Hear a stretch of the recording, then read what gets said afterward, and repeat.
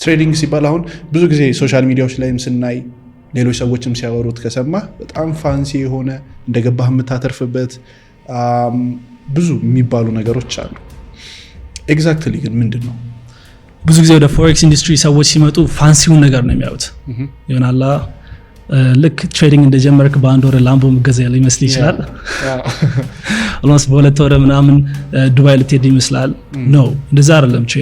ትሬዲንግ በጣም ትሬዲንግ ላይ አንድ ሰው ፕሮፊታብል ይሆናል ብዬ የምለው ምንድነው ራሱን ማሸነፍ የሚችል ነው ብዬ ነው ማስበው። ምክንያቱም ከዚህ ሪል ወርልዱ በጣም የሆነ ለየት ያለ ስኪል ይፈልጋል ብዬ አስባለሁ።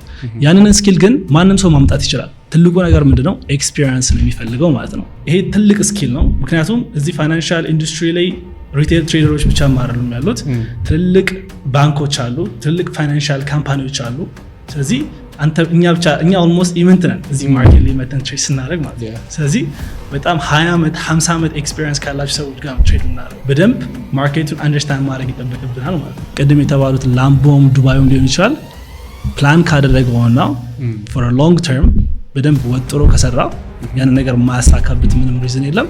ግን በአንድ ወርስ ላምቦ በሁለት ወርስ የሚባል ነገር የለም።